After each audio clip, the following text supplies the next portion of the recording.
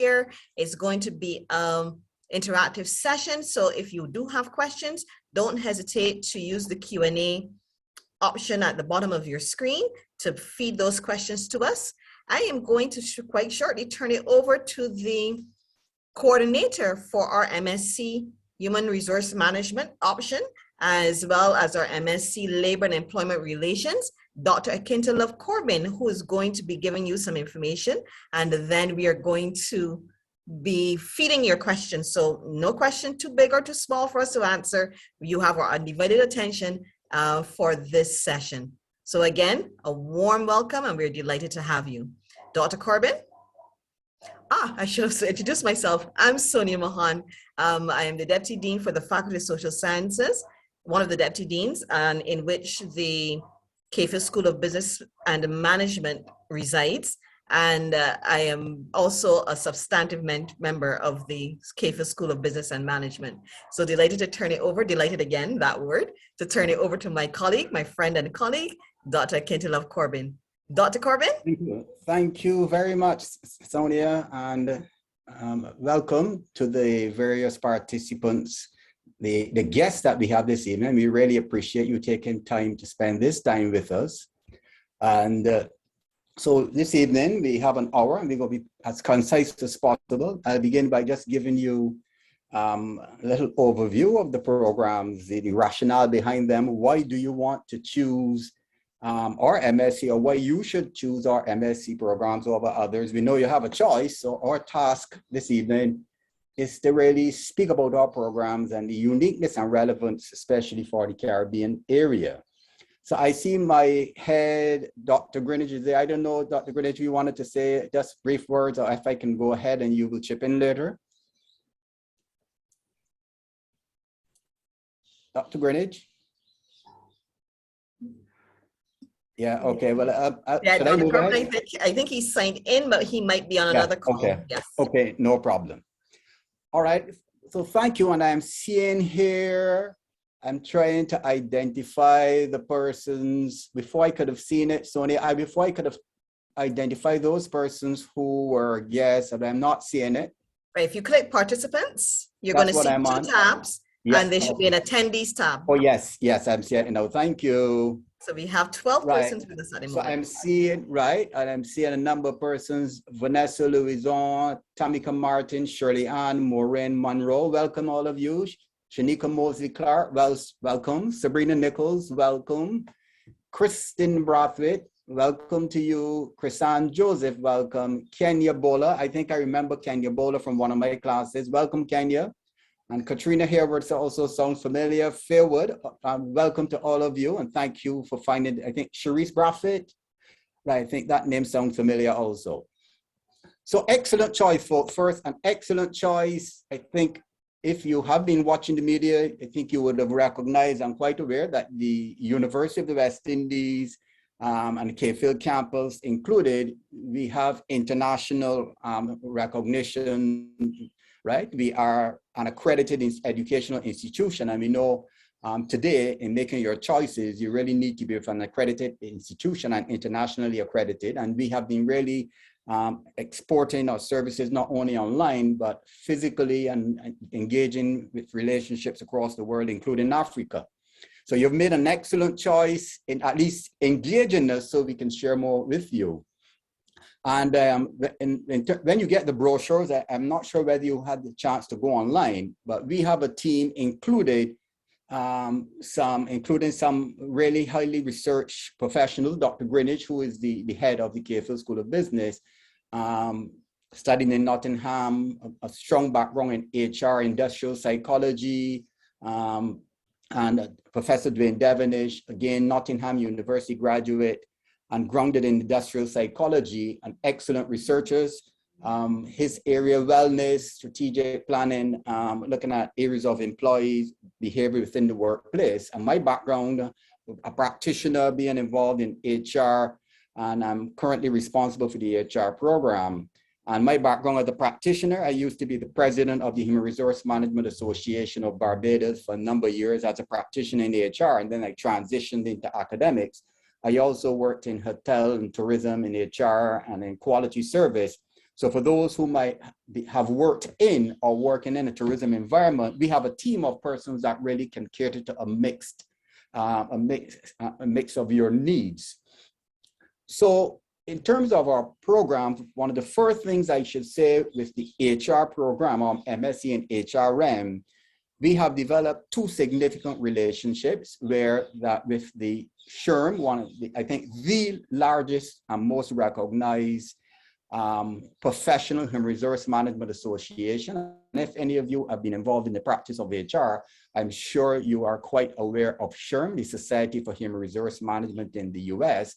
And it hosts, I think around May, well, traditionally around May, one of the biggest or the biggest international HR conference with any of the big names in HR. You would actually find those persons attending that conference. So we were able to engage a relationship with SHRM, and we presented our MSc some years ago, and they were able to verify and confirm that our MSc meets the international standards, and they have given us the certification and recognition that our program is aligned to the SHRM program for professional HR practitioners.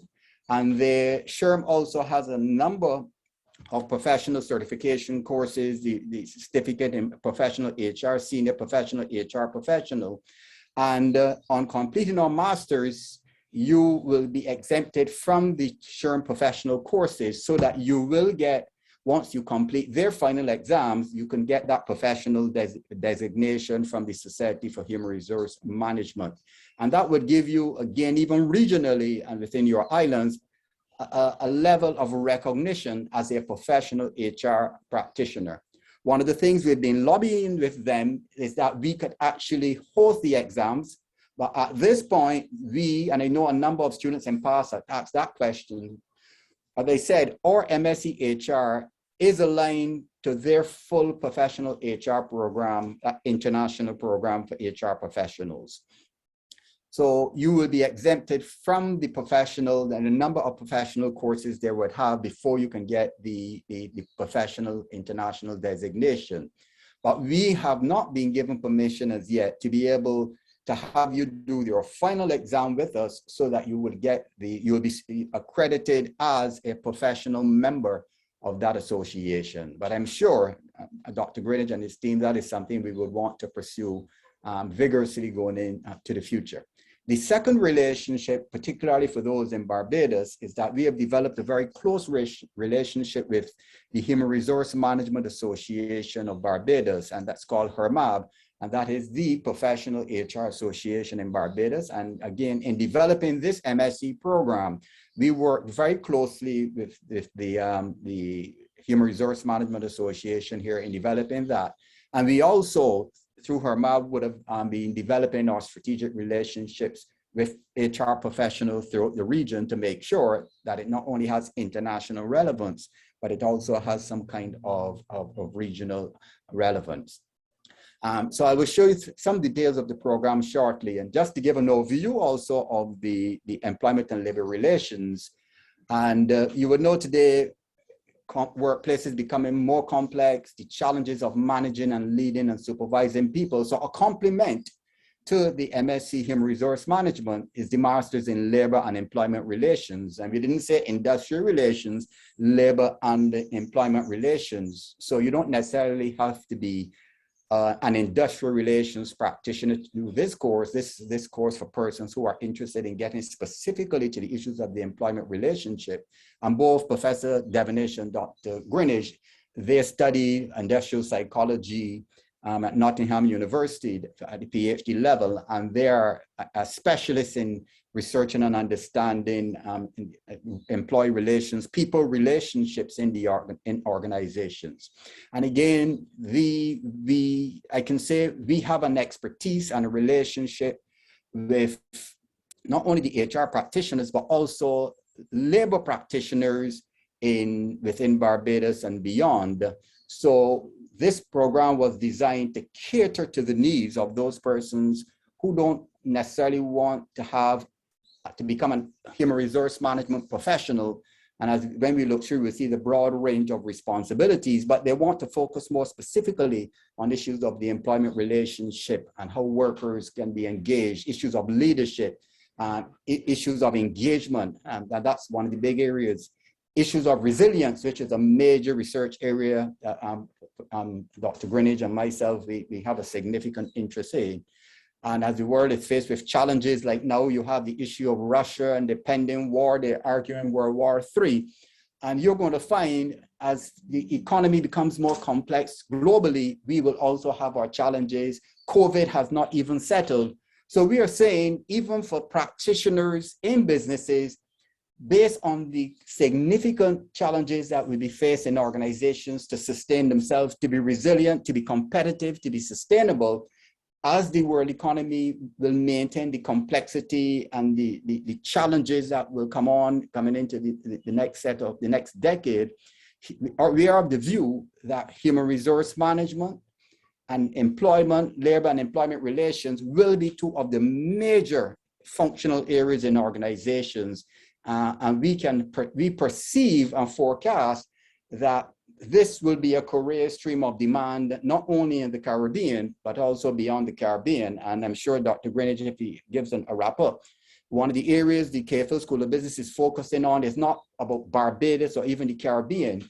Our goal with our programs is to ensure we have international relevance and international recognition, so that when you do your programs with us, your master's programs and even the undergrad, but this evening we are about the MSc, you can be assured that you are engaging in programs where we're not just looking at the local needs or even regional.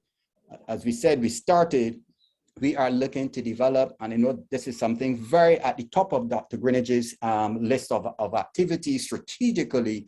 The goal is for the KFL School of Business of Management to be an international force in the very highly competitive and sophisticated area of adult education. And that's the final point I will make before I show you some details of the programs, folks, in that we are putting a heavy emphasis on adult education.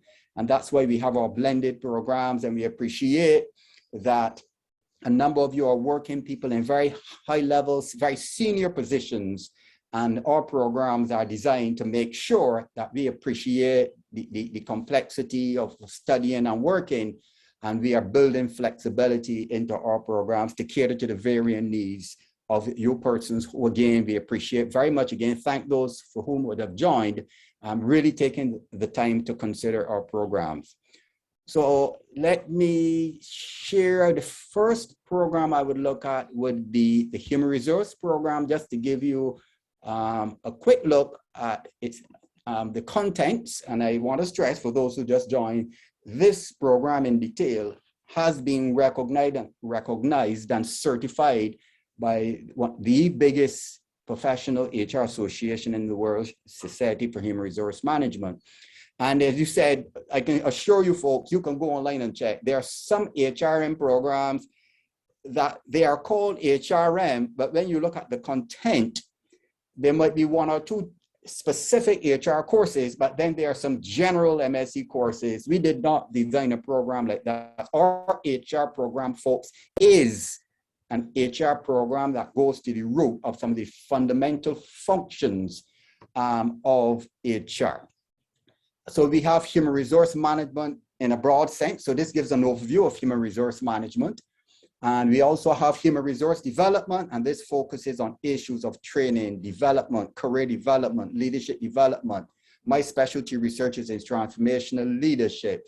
Dr. Greenidge is in testing and management, looking at the psychometrics. His PhD was looking at psychometric testing to assist to ensure we can have a higher validity and reliability of our recruitment and selection processes, and also in terms of needs assessment, and really identifying where there are gaps in people's performance. So human resource development will continue, and even more so now, to be one of those functional areas of HR intended to give you a competitive edge to develop the appropriate competencies, and we say distinctive competencies that would allow you to have high-performing employees at all levels. Then we have strategic human resource management. We know one of the critical things in dynamic situations and complex environments like we have in the world today is to ensure that we can have situations in which the human resource management is aligned to the business strategy of the organization, the business's goals. So if you're working in a regional company or local company in Dominica, St. Vincent, Guyana, Barbados, wherever, this particular course is intended to show how you can align the HR function to the strategic goals and direction, the vision and mission of the organization. Of course, if any of you already perform within the HR, you would know recruitment and selection is a critical function, but it is also riddled with the complexities and challenges in terms of the validity of the process and whether or not you're really hiring the persons who are best able to help the organization perform to the highest level and achieve the goals. And the fifth course, Leadership and Organizational Behavior, this is one I taught, and Dr. Greenidge also lead this one.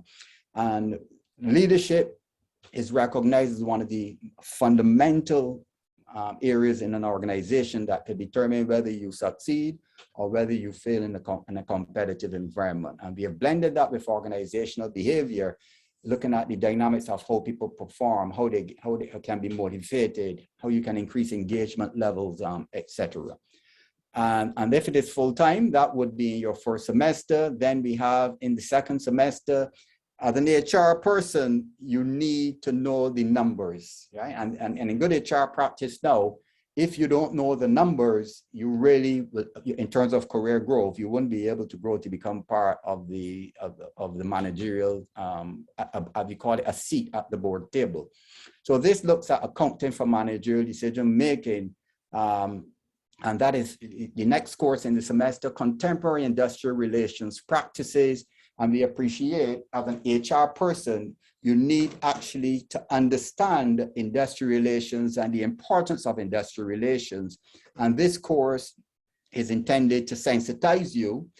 You can have a master's in industrial relations. So this course is not intended to make you experts in industrial relations. This course is intended just to sensitize you to the importance of that working relationship between the management team and the representatives of the workers. And you will know in the Caribbean, more so than many countries around the world, we have unions that represent workers, and some of our islands have very strong unions, and some countries will have industrial relations, very strict industrial relations laws, industrial relations tribunals, and industrial relations courts that would be able to look at this. Where there's an issue, you can go to the tribunal, not necessarily the court, to be able to resolve these issues. Then compensation management, another critical function of HR. We look at a lot of the best practices, and the person we have here is somebody who normally teaches this course, a professional, we say a practitioner, somebody who's a practitioner and also academic, but really skilled in looking at the issues of compensation and compensation management. And this one, performance management, folks, this will be one of the most critical areas that we need to look at for the future and for sustainability and profitability. Because when you look at the fact, most organizations across the world, and including the Caribbean, they're focused on performance appraisal and evaluation. We look at performance management, and this is a course that I teach, I've been teaching for a number of years. We distinguish performance appraisal or evaluation from performance management. And performance management now is a more strategic activity that looks at the company's goals, its targets. You're in a competitive environment. It's becoming more complex, and you want to be able to have a performance management system that is able to be transferred into the job, that on a weekly basis, daily basis, and monthly basis, you are monitoring performance, and there we give you tools and techniques for monitoring performance over time. The performance evaluation and appraisal are one-off events, whether you do it quarterly, half-yearly, or yearly, but we get into details about that in a very practical way. And in our courses, we are not just theoretical, we teach in a manner where we are balancing the theoretical foundations and the principles of the concepts. And then we also engage in a case-based approach where we look at the practical issues and examples related to all of the areas you mentioned including performance management. And we have the Caribbean and International Labor Law.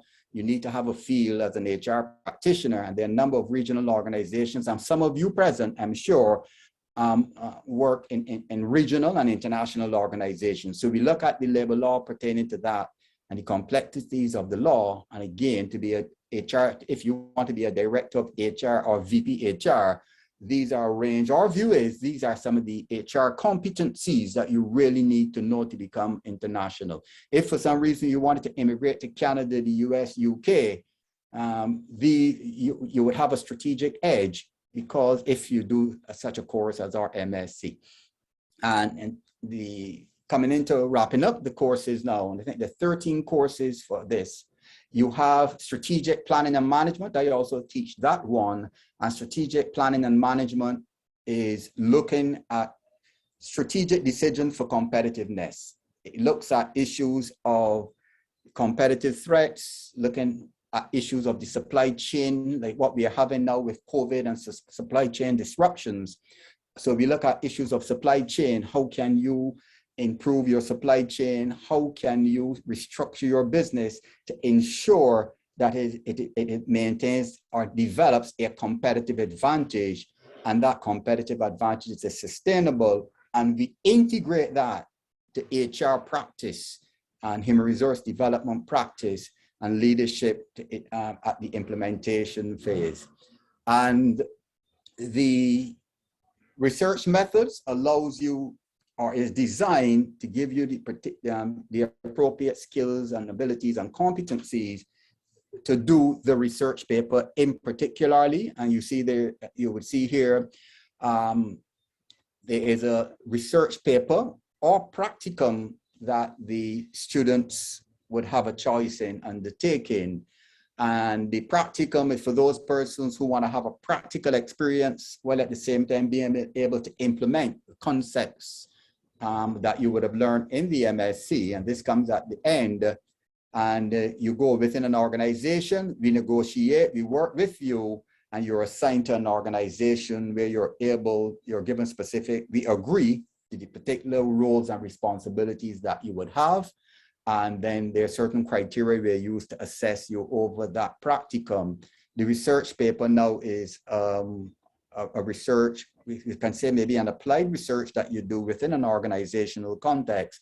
And we work with you to agree to a topic, a useful topic, a topic that makes sense to you, or a topic that is of interest to you. And finally, for the HR, there are a number of skills workshops, skills for human resource management, and these are workshops, skill-based. We get practitioners involved to facilitate these for us. And corporate communications, as HR leaders, you might need to make public presentations. And this course is intended for you to be able to improve your corporate communication skills, and there'll be a professional person who knows corporate communications to deliver. And again, no HR department today who can afford it can actually do without having a human resource information system. And there are several organizations around the Caribbean that have, as I said, who can afford them, sophisticated human resource information systems. And in an age, folks, of big data, it's going to be very, very challenging for organizations to function without having sophisticated human resource information systems. So just give me a minute. I will just transition now into the labor and employment relations. So just let me get that course up for you. And then once I'm finished that, we would actually transition into any questions you might have. Just let me pull up that course. How am I doing for time, Sonia? You're doing great, and I'm wondering if I can interrupt you before you start on Sure. the MSc Labor and Employment Relations, so Sure. you can speak a bit about matriculating into the program. How do you get into the program? And we do have one question while you are talking about matriculation that I want you to keep in mind. We have Sabrina who has an associate degree and is wondering if she can matriculate directly to the MSc HR. Okay. So you want to take that now, or you're going to take that at the end? All right, let's take that. Let's take it at the end. Yeah, let's go through and take it at the end. Yes. Okay. Okay. So let me share. I think we have our screen. Yes, right. Can So see your screen. Yes. You can see, right. So this is the labor and employment relations. And so we have our 10 core courses and then the research paper and an approved elective. And an approved elective that you can choose a course not necessarily within the particular stream. And we give students the leeway. You might see a course of interest in another program or in some other, maybe another faculty. But it's a course that we have to approve. So let's go through quickly these courses. And you're seeing here, it's a labor history because it's labor and employment relations. We go through the labor history of Barbados, the Caribbean, and then we look at collective bargaining and dispute settlement. This is one of the critical areas of employment relationships. And we know disputes, if you have a grievance and it's not resolved easily, it can become a dispute.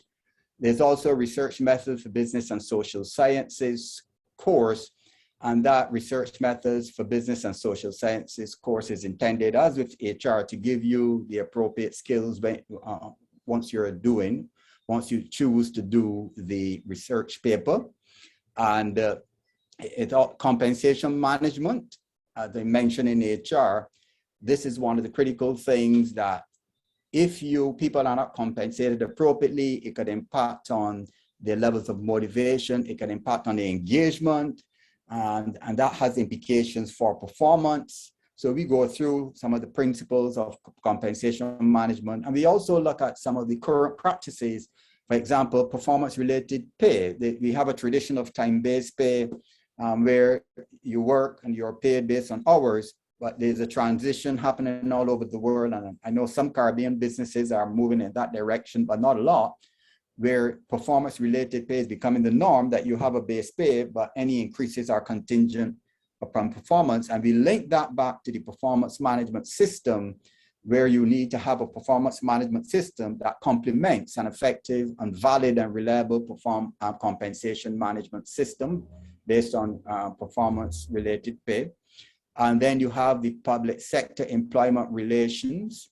And for public sector employment relations, this is for persons who might be working in the public sector, who might be interested in gaining further knowledge about employment relations. And then we have the labor economics. As I said, you can be a good HR practitioner or even a labor and employment relations practitioner if you don't know the metrics and know the numbers. So we did a bit of labor economics and health and safety. COVID would have taught us that occupational health and safety is critical to workers being able to perform, workers being able to achieve what I know Dr. Greenwich has as one of his specialty areas, work-life balance.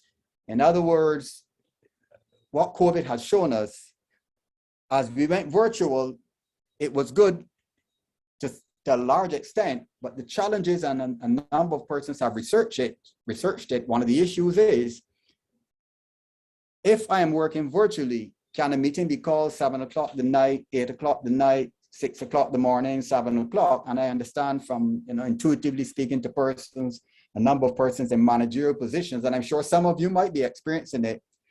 It is virtual. You can have meetings on Teams or Zoom, and some employees have really taken advantage of that there are no boundaries between work and home. So they can convene a meeting at 9 o'clock in the night, 8 o'clock. On a Saturday morning, you're called for a meeting at 9 o'clock or Sunday. So in terms of health and safety and work-life balance, COVID has brought to the fore that as you have remote work, there have to be boundaries. And one of the things we will look at, there's a best practice evolving in other jurisdictions. And I'm not sure, I don't have the research, so I don't want to say specifically, but I know there are a number of other countries that have imposed regulations preventing employers from arbitrarily calling meetings and arbitrarily having workers accessible 24/7. And I think it is something really we in the Caribbean need to look at. This employee safety, health, and environment, that is one of the things I'm sure will be dealt with there. International labor law, like HR, as a labor and employment practitioner, you need to know something about international law. And finally, contemporary issues in employment policy. So we look at some current issues, like I said earlier, one of the things in compensation is performance-related pay. So we'll look at some contemporary issues in employment policy and find ways in which we would be able to share with you some of these best practices and some of the contemporary issues, which could be some negatives and also positives, and we try to balance that aspect of it, right? So that's really giving you an insight. Oh, but let me say a little more about the practicum. Similar to the HR, the practicum is intended for you to go within an institution and you're able to agree with the employer that has agreed for you to do the practicum, and us in the program, we agree to what areas will be covered in employment relations so that you do not become a gopher. In other words, you're not going into the company just to be a master's student doing everything. We ensure that when you go in, we have clear objectives and we know exactly what areas you will cover, and that's agreed up front. And there's an assessment form and a sign off from the organization and us as the academic side of it. And if you choose the research paper, the research methods, as I said, would support you there. And it also involves you doing a proposal and us agreeing to the research topic that you would have if you choose to do the research. Right. So that gives you a feel, and I believe these, Sonia, these brochures, these will be online, correct? Yes, they will be online, although we do send them directly to students once they get the offer letter. But there is a skeleton of what the course structures look like on the DOMS website. We're about to launch the K-Field School of Business website, hopefully before the end of April, where everything will be updated. But there is a skeleton of the course structure on the Department of Management Studies website. All right, so Sonia, well, you can work with me here. You're the expert in the area, but what I would say, folks, there's a process. When you apply, it doesn't come directly for us to approve. We have a graduate studies unit where you apply formally to them, and the applications are processed, and the university has its clear regulations governing, the documents that they would need, your transcripts if you did a degree with us. I think we are trying to make it more flexible. That maybe years ago that you had some challenges, but we're trying to make it smoother. You study with us and we try to transition that you, with having the transcripts easily available, but for sure, your academic transcripts and would have one of the key things we would want to look at. And as you realize, it's a competitive environment. So we are trying, your grade point average would be one of the things that would be considered. And also, I think we have provision, Sonia, for mature students, correct? Yes, so we do have multiple pathways into the graduate programming. The traditional academic pathway, where you have an honors degree and you can make the application to the program. But we do have opportunities for students who, maybe like Sabrina, who have not a degree qualification, but have work experience, particularly at the senior level. And that is also taken into consideration as an alternate pathway. Those students or those applicants can be subject to an interview. And depending on the outcome of that interview, depending on their lived experiences, their professional qualifications, that can be taken into consideration. The applicants also may be accepted as specially admitted students, not provisionally to the program. They get to come in and do a few courses, and depending on the outcome and their performance with those few courses, then an official offer to the fuller program may be given. So Sabrina, it is important, and this is done on a case-by-case basis, particularly for those who are not coming from a traditional academic background, and therefore we would need you to submit your application sooner rather than later, because there are a couple of other steps that are required for those who don't have a degree.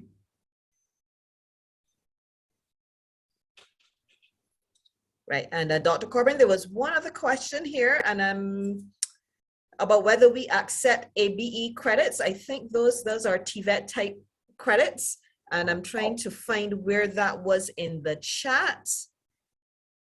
Tamika did ask about the recognition of ABE credits. And again, I would ask that you submit all of your documentation so that we can take a look at it and get the advice of our School for Graduate Studies and Research with respect to non-traditional, what would not be typical qualifications for matriculation into the graduate level. I think the ABE qualification is more of a TVET type qualification that falls in that framework. And I think it would depend on the level as well. I think level 4, and it's speaking subject to correction, level 4 or 5 would feed into undergraduate, and therefore I'm not sure what level you would have to be at for us to recognize that, again, those experiences, so that you can be given consideration.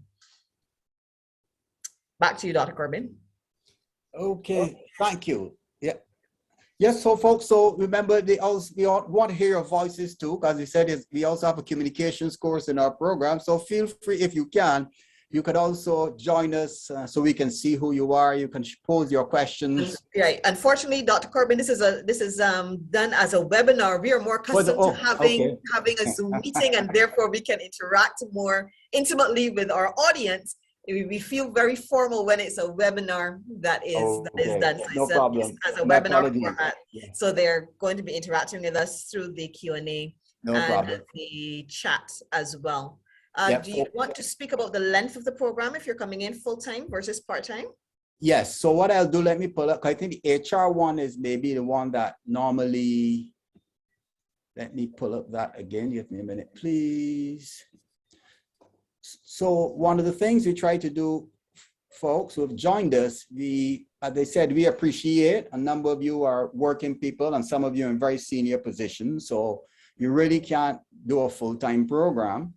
And so if you're full-time, meaning you have gotten leave from your work, you can afford it, you would have in the first semester, you have 5 courses as shown here. In the second semester, you'll have another 5, and then we go into summer, so we use 3 semesters, and that you will do your strategic planning and then the research methods, and then you would complete your research. And if you choose the research or the practicum, and then the skills workshop would normally come after the second semester, after the first semester, at the beginning of the second semester, and they're short, I think normally about a week. I think they're normally just about a week, these short skill-based workshops. Now, if you are part-time, again, the load is reduced. So if you're part-time, you would have then for the first semester, there are 3 courses, and we suggest, what we have here is what we suggest for you in terms, so that there's no problem that you miss a course, because all of the courses are not offered in every semester. So you would have 3 in your first semester as listed, 3 in your second, and then in your third semester, there are 2 courses, and coming into your second year, you will have 3 in the first semester of the second year. And then you would have in the second semester, you would have your accounting for managerial decision making, and then you can choose the research paper or your practicum and the skills workshop. As I said, you would have to complete those skills workshops, which are short. So you should be able to fit those in the program. Okay? So typically full-time, you'll be able to finish within 18 months, Dr. Corbin? Yes, within 18 months, yes, correct. Okay, and a little longer for those who are pursuing the program part-time. Right, yes. Just about two, well, generally, I think to be practical, I think generally the research paper is one, and this is something I will speak about from our experience. And I don't think it's only us. I know there are other academic institutions in that you do your exams, you are excellent, you get your A pluses and your A's and A minuses and B pluses. And exams are finished, you finish all of these nice courses and you do very well. And you then assume, well, I can do my research and I can go back to work and focus. And you will be amazed, folks, once you exhale, exams are finished, it's just research, right? That tends to create a problem where you get back to work and you get busy and you get busier and you get busier. In fact, up to the last 2 weeks, I was speaking to a student, a very good student, who went back to work and now trying to refocus, well, let me get to complete my research. So I will urge you, once you have made a decision and we are confident you would choose us, that the research I find is normally the challenge when students exhale, and then you find sometimes in the, instead of finishing within, even if you're full-time or part, mostly the part-time, you would go in over the 24 months and sometimes into, you know, Yeah, 2.5 years. Yes, you see, so folks, and it's something that is real. It is real, and so bear it in mind that the research should also be treated as a course, and you keep the intensity. Even if you go back to work, make sure you carve out your time that you're able still to focus on your research, you see. All right. Okay. I have a couple of questions for you, Dr. Dr. C. Yes, please. And this one is from an anonymous, so I can't credit who the question is coming from. No problem. The person has a BSc in HR and an MBA, however, would really love a career in HR. So is wondering, is this background enough for her to take on a high-end position in HR, or does she need the MSc in HR? Well, and you say you have the BSc in HR. HR, right. And MBA. What's the MBA in? Is it a general MBA? Let's see if the person will respond. They can respond, right. Yeah. What I would say is the field of HR is becoming specialized. And in fact, if you watch international TV like CNN, you'll be amazed how the Society for Human Resource Management, almost every week, they're posting international ads telling HR professionals, become cutting edge, become at the top, become a leader, complete the professional accreditation. And why that is important, and that's why we have aligned ourselves to an international certifying agency, is that if you are an attorney, you just can't wake up one morning and say, I'm an attorney. There is some certification process. A nurse, a doctor, a civil engineer, you know, a nursing assistant still have to have some kind of professional certification, right? So what we are doing, we are on the move, and that's why we have aligned ourselves. And this is where the practice of HR is going, or the professional practice is going worldwide, that if you really want to be cutting edge and to be able to grow in a career, it is best to specialize at the postgraduate level, but more so to be able to complete a professional designation like that with the Society for Human Resource Management. And I'm aware a number of my colleagues, remember I said I was a practitioner going back like 15 and 20 years. I'm aware some of my colleagues who have become directors in international, regional companies, international companies operating within the region, and they are HR directors and vice presidents. And they back then, you're talking about 20 years before, we did not even have this program. All back then, a number of those colleagues would have signed up to, some of them would have gone overseas to study. Yeah. Right? And others would have done it virtually. I mean, when I studied in the UK back in 94, 95. And when I studied, my master's also had a professional designation associated with it, but more the British qualification as opposed to the American professional HR. Right? So what I would say to you, if you want to be cutting edge and you want to move even to regional and international organizations in particular, the field will be very competitive, that you're likely to find some persons competing with you for the job might actually would have completed or in the process of trying to get that professional designation, as opposed to just having even an MSc. That's why I said, I want to emphasize, folks, why we have developed the relationship with the Society for Human Resource Management, because we are saying, don't just stop at our MSc. You can do our MSc, and you get all of those exemptions that you can just go and do your exams. And since we have covered all the courses, the probability that you will pass is like maybe 90% or higher. So you really then, in our program, the end point is not our MSc. The end point is for you to go on and complete the exams to get your professional designation. So that's why we say we are cutting edge. And I will strongly urge you, it really adds value to your competitive capabilities when you're going for interviews? Thanks, Dr. C. Exemptions. Shanika does ask about exemptions in the program, and you can correct me if I'm wrong here. It does depend on what you're basing those exemptions. Yeah. They have to determine course equivalencies, and there may be possibilities for a maximum of 9 credits within the program. But if it was a master's courses done from within the UWI system, that's once the course code is the same, then that's a direct exemption with credit because it's the same, or exemption.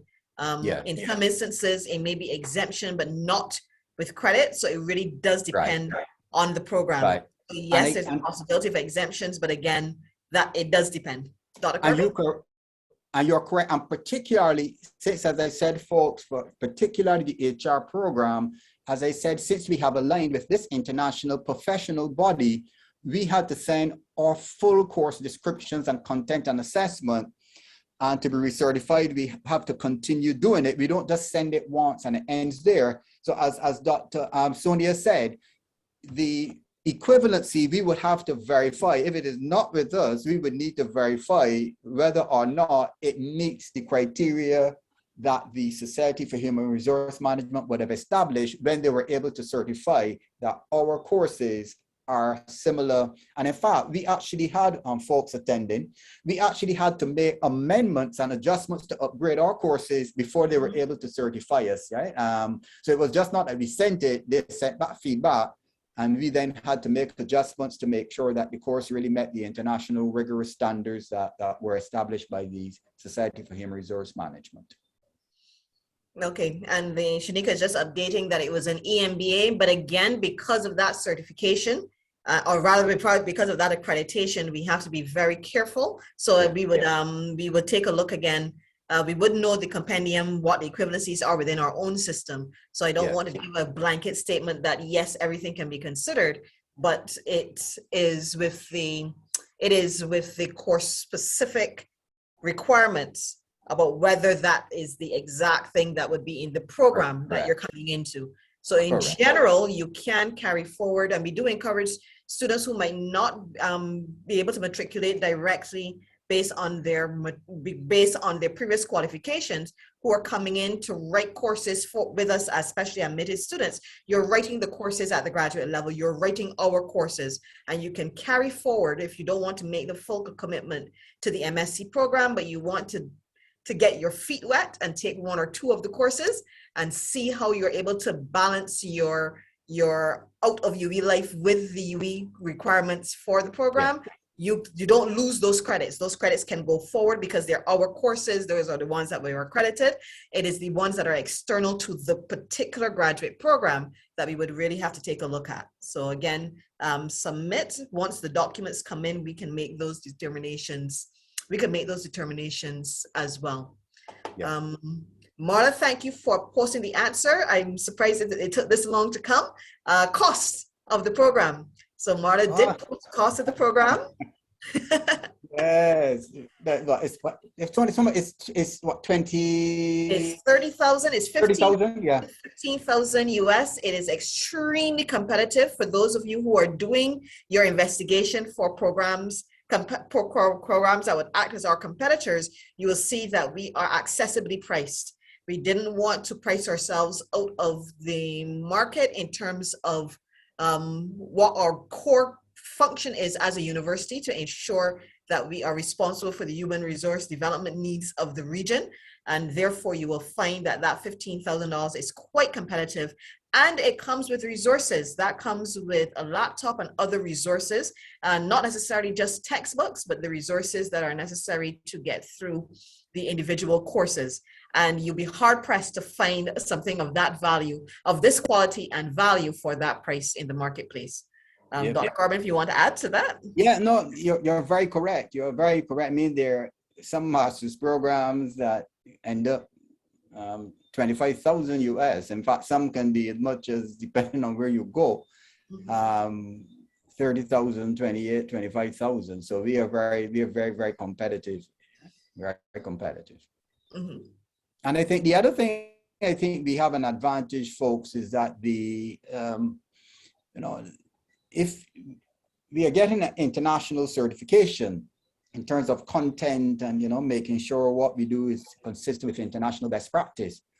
But the issue is the majority of you, I gather, will want to continue working throughout the Caribbean. Right? And I think CARICOM is pushing an agenda of trying to make sure we can create our single market and economy. So once you are interested, once the majority of you want to maintain and grow your careers or sustain your careers in the region, we will bring from our teaching a better understanding of the unique issues confronting the Caribbean. Now, I mean, I studied in England. You can have some very generic courses being offered internationally, which don't add any value to your career growth. I mean, as I tell people, the qualification alone does not guarantee that your career grows or you excel. And I think what we bring different to that is professionals in our program who are teaching. I mean, right? And there are some persons who are all not full-time academics. They're professional, qualified practitioners with their PhDs and masters who also teach. So I'm saying we will bring this Caribbean awareness and understanding of the business environment in the Caribbean, of the unique cultural and other issues in the Caribbean when we look at our case studies and we look at our very practical real life case studies.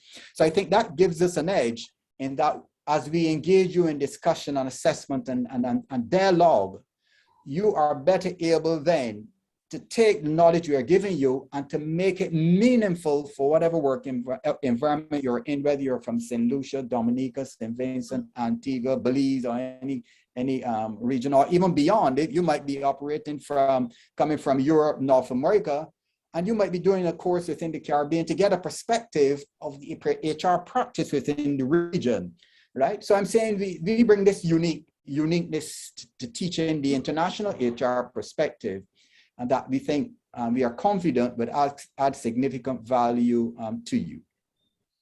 Yes, and again, we are under the umbrella of the UWI, and therefore an excellent global university rooted in the Caribbean. And we are very cognizant of our role and responsibility to the development of the region, but allowing you to your knowledge to be portable so that you can stand toe-to-toe with anybody around the world.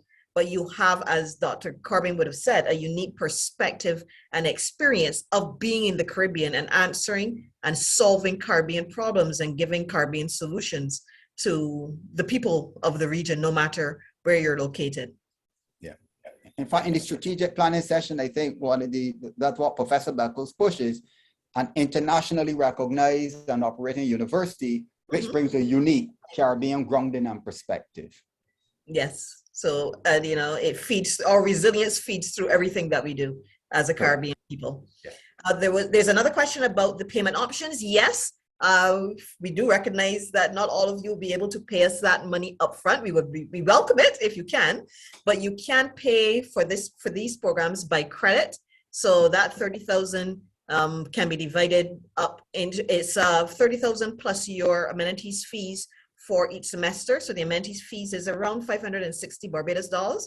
That's about, 560 Barbados dollars. That's about $280 US per semester. That covers you for insurance and other student amenities and so on of the campus as well. And then the 15,000 US dollars, because some of you may not be from Barbados who are attending the session. So that's always an easy currency to convert.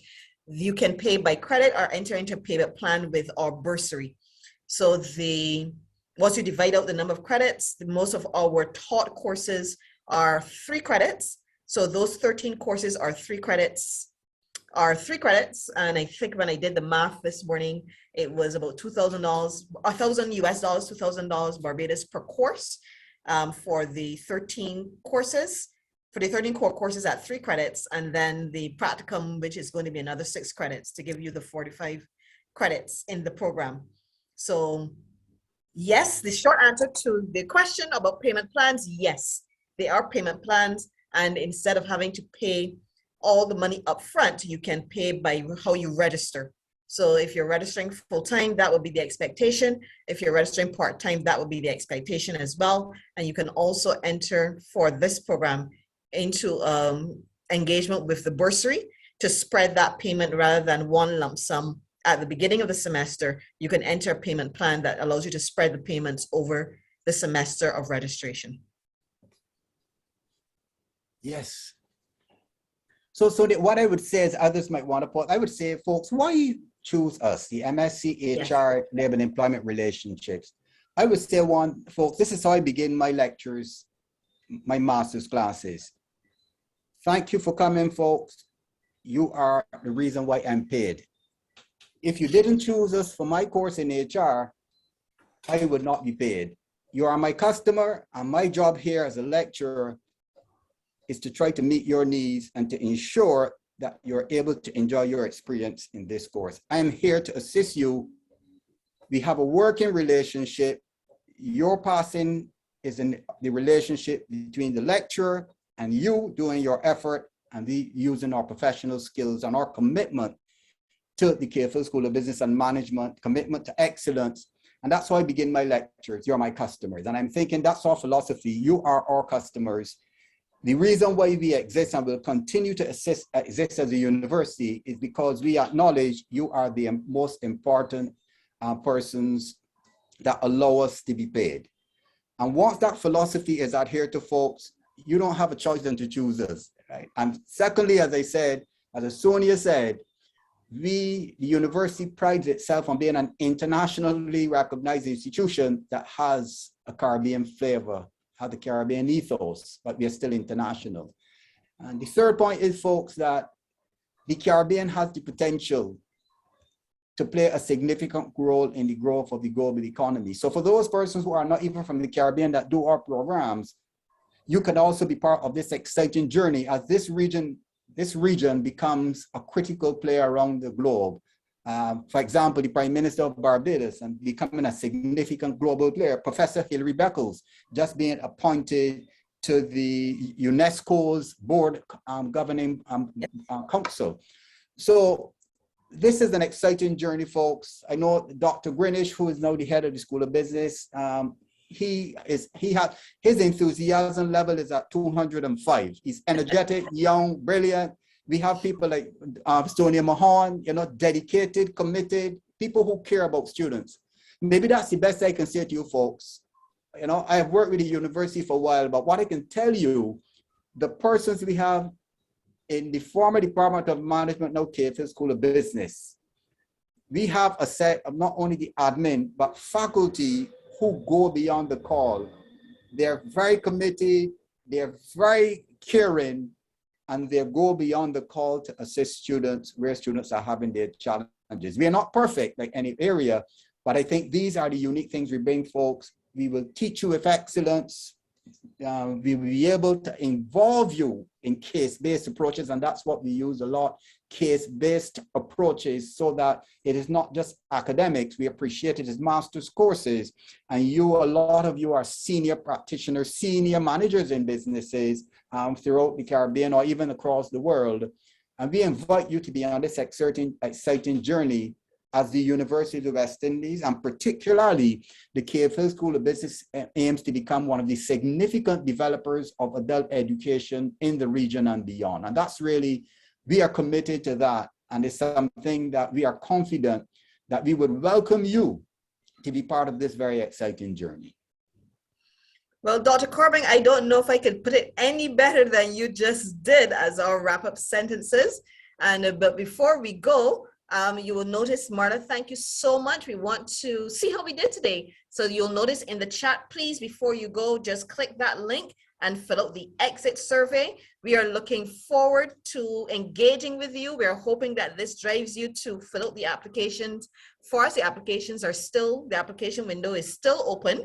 So we invite you to send in the application. If you're just thinking about it, send in the application, especially for those of you who might have not the traditional qualifications, so that we can get working on those and get that response back to you as soon as possible. So send in the applications as soon as you can. And as I said, we are looking forward to seeing you in September. There was one question that I was anticipating that I did not get, and that was mode of delivery. For this program, even though you'll see it advertised as face-to-face, many, and I just want you to speak to that before we wrap up, Dr. Corbin. Many of the courses are indeed offered on our HighFlex platform, and therefore students have choices. So if you can just have just the final words on the mode of delivery, and then we're done for the night. As I said previously, we are flexible. We appreciate some of you are very high profile senior executives from the Caribbean and beyond. And that flexibility that Sonia spoke about is something we are pushing hard, even in light of COVID, that we are creating an environment where you can study with us and you can be committed to completing your degrees.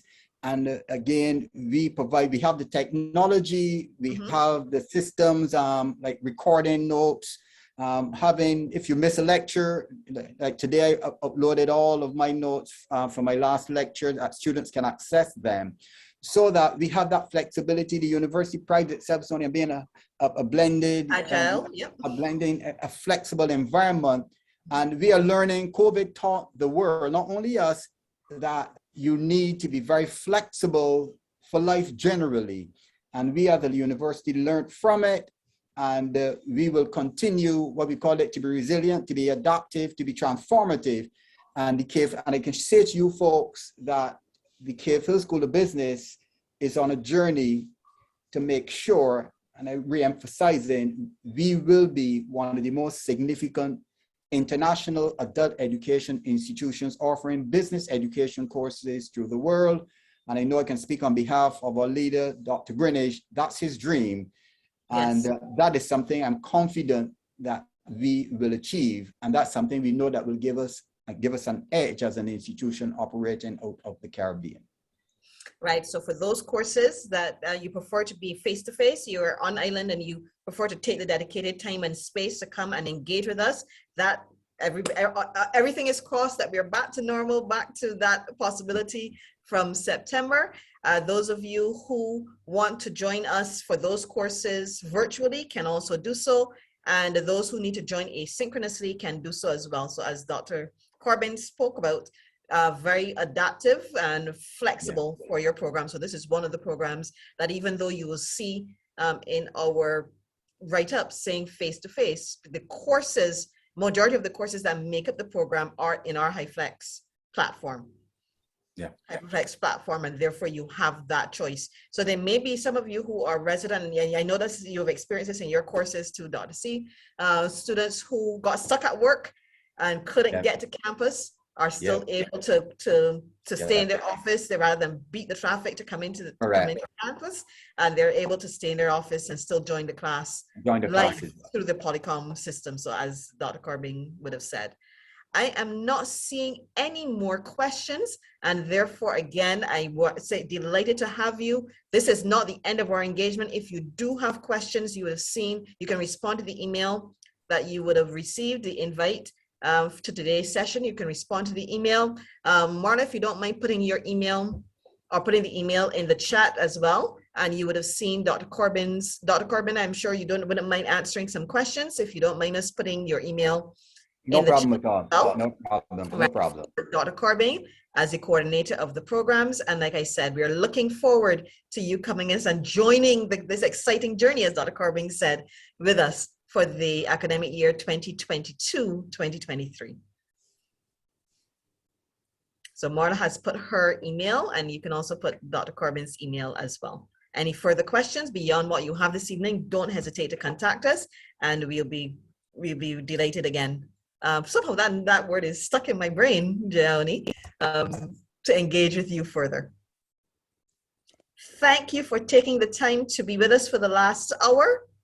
Right, so you see the two email addresses. Thank you again for being with us for the last hour. Again, don't hesitate. You're thinking about it. You're almost convinced. Send in the application form so that we can engage with you more formally.